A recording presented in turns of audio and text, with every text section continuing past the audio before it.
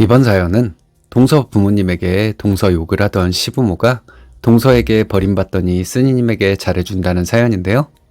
쓰니님은 단호하게 거절해버렸다는데 무슨 일이 있었던 걸까요? 함께 보시겠습니다. 사연 시작 전에 좋아요, 구독 부탁드리겠습니다. 채널에 큰 힘이 됩니다. 안녕하세요. 시댁 식구를 내 식구라 생각하고 잘해드렸는데 그걸 당연히 알고 함부로 대한 시어머니께 할 말 다 하고 편하게 살고 있는 며느리입니다. 시어머니는 돈 잘 주는 동서를 예뻐하시더니 동서 부모님 댁에 가셔서 하지 말아야 할 추태를 부리고 작은 며느리는 코빼기도 못 보고 살고 계시네요. 남편과 저는 5살 연상연하 커플입니다. 남편이 28살, 제가 33살에 결혼을 했는데 처음에 시댁에서 제 나이가 많다고 엄청 반대를 하셨어요. 하지만 남편의 끈질긴 설득과 노력으로 결혼 허락을 받았습니다. 저희 결혼을 허락해 주신 것에 감사해서 며느리로서 최선을 다해야겠다고 다짐하고 실천에 옮기려고 엄청 노력했어요. 신혼 초에 시아버님께서 전세금을 보태주신다고 연락을 하셨는데요. 알고 보니 한 가지 조건이 있었습니다. 서울에서 직장을 잡은 시동생과 작은 시누이를 데리고 살라고 하셔서 저는 그 일이 얼마나 어려운 일인지도 모르고 흔쾌히 그러겠다고 대답했습니다. 결혼 생활하면서 일주일에 2번씩 시댁에 안부전화도 드렸어요. 하지만 주기적으로 안부전화 드리는 일이 쉽지 않더군요. 큰아이가 태어나면서 육아는 기본이고 5 식구의 빨래며 밥, 청소까지 어느 누구도 도와주는 사람 없이 오로지 제 몫이었습니다. 정말 돌아서면 빨래 한가득, 돌아서면 설거지 한가득, 젖먹이 아기까지 단 1분도 숨 고를 새가 없었어요. 그래도 남편을 너무 사랑했던지라 큰 불평 없이 지냈습니다. 아이가 태어나니 시어머님께서 손주가 보고 싶으시다면서 주말에 시댁으로 내려오라고 하셨어요. 손주를 보고 싶다고 하시니 2시간 반 거리의 시댁을 한 달에 2-3번을 내려갔습니다. 갓난아기를 키워보신 분들은 다 아시겠지만 지방으로 이동을 하려면 기저귀부터 젖병, 옷까지며 챙길 것이 너무 많잖아요. 시댁은 대농은 아니지만 시골이다 보니 농한기를 제외하고 밭일이나 고추 따는 일 등을 도와드려야 할 때가 있어서 농사일까지 도와드리고 오면 피곤해 지쳐 쓰러지곤 했습니다. 시어머님은 채소 다 먹었냐고 집요하게 체크를 하셔서 사실 뭐라 대답할지 난감할 때도 많았어요. 저희가 다 먹기에 벅찬 양을 주시면서 그걸 일주일 안에 어떻게 다 소비하라는 건지 좀 난처했어요. 한 달에 몇 번이나 주말에 시댁에 내려가다 보니 체력이 바닥나고 채소 정리하는 것도 일이었습니다. 그렇게 시댁에 왔다 갔다 하다 보니 툭하면 두통이 오기 시작했습니다.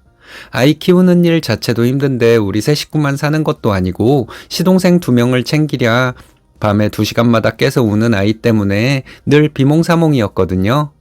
시어머니도 자녀를 여럿 낳으신 분인데 제 고충은 안중에도 없고 손주 보러 내려오라고 재촉하시니 안 가고 싶다고 말도 못하고 너무 힘들었습니다. 그래서 시댁 갈 때마다 편두통약을 꼭 챙겨가지고 갔어요.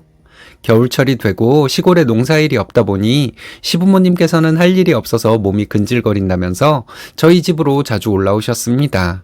동네 분들과 사이도 안 좋아서 동네 개모임에서 가는 여행도 안 가셨거든요. 그런데 저희 집에 올라오실 때마다 서울에 사시는 시고모님 내외분을 부르셨어요. 저는 밥상이며 술상이며 차리기 바빴고요. 시어른들이 오셨으니 신경이 쓰여 기본 국에 메인 반찬, 고기, 생선 반찬까지 만들었어요. 웃기는 건 시어머님은 한 번 입에 대신 반찬을 2번은 안 드시는 성격이셔서 반찬도 정말 여러 가지 준비해야 했습니다. 제가 아기를 업고 동동거리며 음식을 하니 시고모님은 저에게 힘들어서 어떻게 하냐고 미안해하시고 집에 가실 때마다 저를 따로 불러 수고비를 챙겨주셨는데 시어머님은 당신 아들 집인데 괜찮다고 용돈 줄 것 없다고 내 집이라 생각하고 아무 때나 오라고 편히 있으라고 일부러 크게 말씀하시더라고요. 가끔은 시댁 근처에 사는 큰 시누이 가족을 데리고 올라오시는데 이불도 부족하고 좁은 집이 사람들로 미어터질 지경이었습니다. 어머님께서 저에게 면박을 주시거나 못되게 하시는 건 아니지만 이 정도 상황이면 며느리가 힘들 거라는 걸 전혀 생각을 못 하시는 것 같았습니다. 돌이켜 생각해보면 시어머님은 제 고충을 외면하고 방관하셨던 것 같아요. 제가 시키는 대로 그냥 아무 말 없이 다 하니까 저한테는 미안한 마음이 아예 없으신가 하는 서운한 마음이 생기기 시작하더라고요. 그래도 남편을 낳아주신 어머님이시니 며칠 계시다 가실 건데 계시는 동안 서운치 않게 해드리자는 마음으로 견디면서 했습니다. 착하게 살면 복 받는다고들 하지만 화병이 생긴다는 사실을 그때는 정말 몰랐어요. 결정적으로 저는 명절 때는 친정을 가본 적이 없습니다. 추석 명절 때 친정에 갈까 했더니 시댁에서 친정까지 자가용으로 4시간 거리라 당신 아들 운전하는 거 힘들다고 서울 올라가서 주말에 가는 것이 낫다고 하시더군요. 남편은 그 당시 강력하게 처가에 간다고 주장하지 않아서 그냥 그렇게 친정도 못 가게 되어버렸습니다. 설 명절은 뒷날이 시부모님 제사라 아예 갈 생각도 못했고요. 명절 당일 점심때가 아니면 어머님은 큰 시누이에게 언제 오냐고 오고 있냐고 전화를 하십니다. 며느리인 저는 친정을 못 가게 하시고 딸은 언제 오냐고 전화하시고 속으로 정말 너무하신다 싶더라고요. 어머님은 본인 자녀들 다 품에 끼고 음식 해먹고 챙겨주고 놀고 쉬게 하고 싶으셨던 것이었어요. 큰 시누이 오면 친정 왔다고 쉬고 싶다고 방에서 자고 있고 작은 시누이는 친구 만난다고 나가버리고 어머님과 저만 식사 준비를 했습니다. 그걸 본 남편이 어머님에게 왜 딸들은 안 시키냐고 한마디 하더라고요. 그러자 어머님께서는 나는 놀고 있냐? 내가 하고 있지 않냐? 고 하시면서 버럭 화를 내셨어요. 방으로 들어온 남편은 지들은 친정 와서 쉬고 처먹기만 하면서 올케는 친정도 못 가고 있으면 돕기라도 해야지 라며 불만을 얘기하길래 괜히 집안 시끄러울까봐 저는 괜찮다고 했습니다. 물론 제 마음은 안 괜찮았지만 그래도 남편이 내 생각을 해주고 있고 내 편을 들어주는 것만으로도 위로가 되더군요. 둘째가 태어나기 몇 달 전 함께 살던 시동생은 발령이 나서 지방으로 내려갔습니다. 큰애가 5살 되던 해에 시동생은 결혼을 했어요. 동서는 결혼 전에 한두 번 보긴 했지만 얘기를 오래 나눠본 적도 없는 조금 서먹한 사이였는데요. 동서에 대해 들은 바로는 외동딸이고 대기업에 다니시는 아버지 덕분에 여유 있는 삶을 살아온 듯 했습니다. 결혼 후 첫 명절을 함께 보낸 동서는 깜짝 놀라더라고요. 무슨 음식을 하루 종일 하느냐면서 어깨가 뭉치고 팔다리가 저린다며 형님은 이걸 왜 다 하고 계시냐며 형님이 이런 분위기를 참고 넘어갔으니 자기도 고생하는 것 아니냐며 투덜거렸습니다. 저는 불만이 많았지만 가정의 평화를 위해서 좋게 넘어간 것인데 동서의 불평을 들으니 정말 화가 나더라고요. 동서라면 결혼하자마자 시부모님한테 불만 말할 수 있어? 동서도 말 못하고 나한테 말하는 거잖아. 점점 일 줄이도록 얘기할 테니 그런 줄 알아. 하고 말했더니 동서는 아무 말도 못하더군요. 동서는 그 다음 명절부터 명절 전날 오후 늦게 내려오기 시작하더라고요. 동서 친정에서는 과일이랑 여러 선물을 보내셔서인지 어머님께서는 동서가 늦게 내려오고 일도 거의 안 해도 아무 말씀 안 하시고요. 저한테 늘 차갑던 큰 시누이도 언제부턴가 동서에게 살갑게 대하는 모습이 보여서 의아했었는데 나중에 알고 보니 동서가 형님에게 고급 화장품 세트를 선물로 줬더라고요. 남편 혼자 벌고 시동생 시누이 데리고 빠듯하게 살던 저는 시어머님께 명절이라고 선물이라고는 드려본 적 없으니 뭐가 예쁘셨겠어요? 여름 휴가 때 시댁을 갔는데 동서가 임신한 몸으로 내려왔더라고요. 어머님께서 뭐가 먹고 싶으냐 누워있어라 하시면서 얼굴에 오이 마사지까지 해주고 계시길래 깜짝 놀랐습니다. 저 임신했을 때 속이 너무 메스꺼워서 라면이 먹고 싶다고 했다가 애기 엄마 될 사람이 몸에 안 좋은 인스턴트 먹을 생각이나 하냐고 별스럽다는 소리까지 들은 적이 있었거든요. 그 뒤로는 시어머님 앞에서 뭘 먹고 싶다, 뭐가 맛있다는 어떤 얘기도 꺼낸 적이 없었어요. 시어머님께 바랄 게 없었으니까요. 그냥 제가 사다 먹었습니다. 그때까지도 그런가 보다 하고 넘어갔는데 정말 기가 막힌 일이 있었어요. 저희 친정엄마께서 서울에 올라와서 수술하고 입원을 하고 계셨는데 시부모님이 안사동께 병문안을 가야 한다고 저희 집에 오셨더라고요. 감사한 마음에 병원에 모시고 갔다가 어이없는 소리를 듣고 왔습니다. 친정어머님께서는 추스르기 힘든 몸을 일으키면서 시어머님께 먼 곳까지 와주셔서 감사하다는 인사를 건네시곤 아무것도 모르는 막내딸을 큰며느리로 보내서 부족한 것도 많을 겁니다. 잘 못하는 것이 있으면 꾸짖어 주시고 많이 가르쳐 주십시오. 하시더라고요. 그러자 시어머님이 예, 그러겠습니다. 그래서 얼굴 볼 때마다 뭘 가르쳐 주고 있는데 다행히 잘 알아먹는 것 같아. 그건 다행이에요. 하시더니 느닷없이 둘째 며느리는 너무 착해요. 이런 말 좀 그렇지만 시어머니 공경한다고 용돈이며 비싼 선물도 척척 주네요. 하고 답을 하시는 겁니다. 친정엄마의 놀라는 눈빛과 민망해 하시는 모습에 저도 순간 당황했습니다. 시집 오던 날부터 친정엄마께서는 시댁에 잘해야 복 받는다고 하셔서 저로서는 최선을 다하고 살고 있는데 눈앞에서 저를 깎아내리면서 동서를 높이는 말씀을 하시니 온몸에 힘이 빠지고 눈물이 나려고 했습니다. 황당했던 건 저희 시어머니는 병문안 때 빈손으로 오셔서 냉장고에 있던 과일과 비싼 음료수를 드시고 가셨어요. 시부모님께서 내려가시고 나서 친정엄마께 전화가 왔습니다. 내가 병원에서 이틀 밤을 제대로 못 잤다. 너 할도리도 안 하고 살고 있냐? 며느리 대접도 못 받고 살고 있었냐? 면서 우시더라고요. 저는 아니라고 달래드렸습니다. 동서가 시어머님께 선물을 많이 드려서 그럴 거라고 평소에는 저한테도 잘해주신다고 걱정 말라고 했습니다. 그 일이 있은 후부터 내가 뭘 하고 살았던 걸까?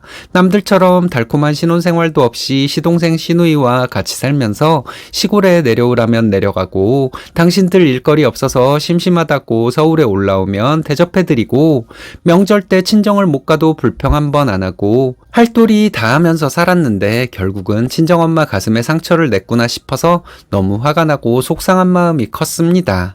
그 이후로 시댁에 아무것도 하기가 싫어졌습니다. 아이 낳고 일주일에 한 번씩 하던 안부 전화도 하지 않았어요. 우리 아이들을 보고 싶어 하시던 말던 자주 내려가고 싶지도 않아서 남편에게 말해서 다른 핑계를 대면서 어쩌다 한 번 정도만 내려갔습니다.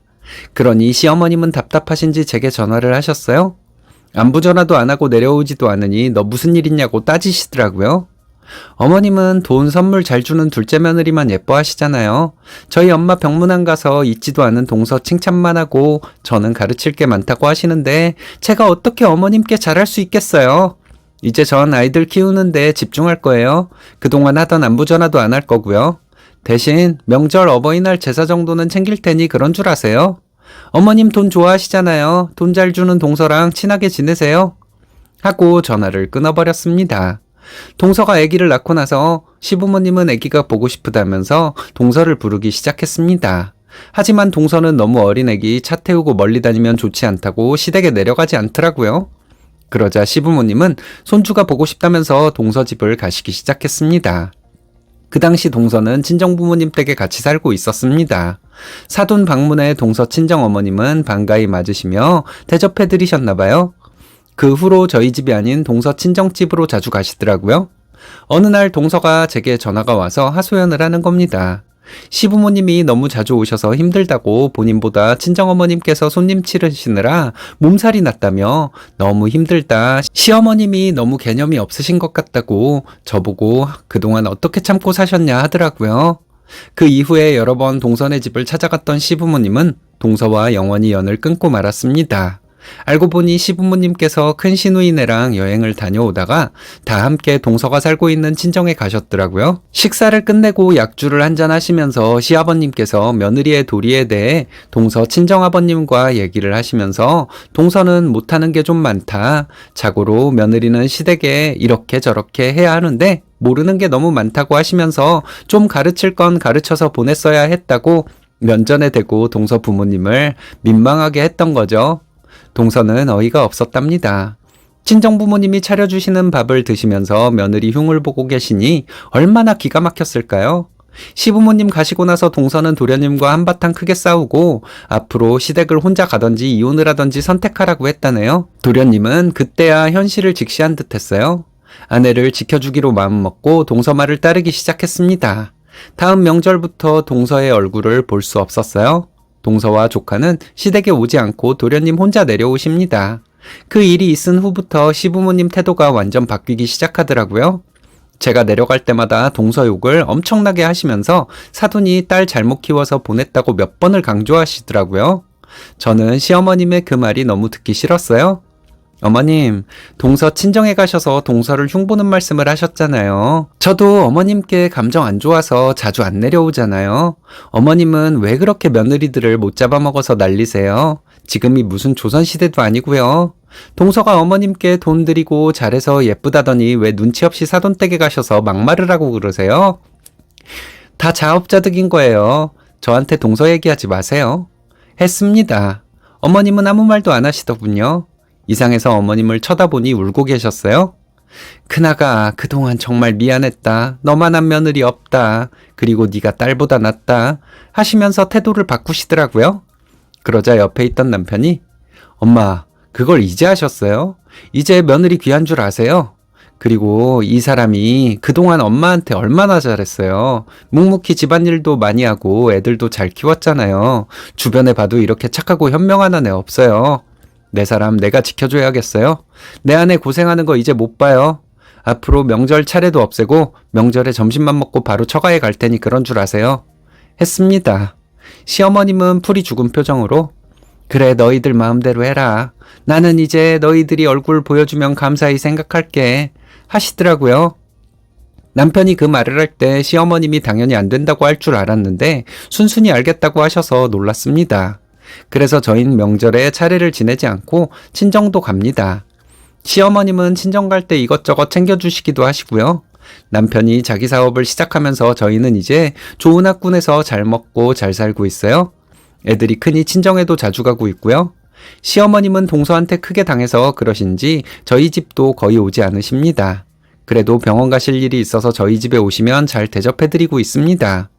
용기 내서 할 말 다 해서 이렇게 집안 분위기 바뀌었는데 그때까지 꾹 참고 살았다면 동서 대신 제가 시댁과 등을 돌렸거나 이혼을 하지 않았을까 하는 생각을 해봅니다. 가까이에서 묵묵히 일하는 며느리의 고마움을 모르고 어쩌다 찾아와서 두둑한 돈봉투 건네주며 생색내는 며느리 좋아하시는 부모님들 많으신데 그러지 마시고 묵묵히 잘하는 며느리한테 있을 때 잘하시라고 말씀드리고 싶네요. 이래서 사람은 평생 배운다는 말이 있는 것 같습니다. 시어머니는 며느리가 잘해줄 때 왜 깨닫지 못하고 자기 목을 차버렸을까요? 몰라서 그랬다고 하기엔 시어머니 나이가 너무 많지 않았을까요? 아무튼 이제라도 시어머니가 정신을 차렸다니 다행입니다. 하지만 앞으로 며느리들에게 대접받는 건 어렵다는 것도 알고 계셔야 할 텐데 확실하게 그 사실을 알고 있을지 모르겠네요.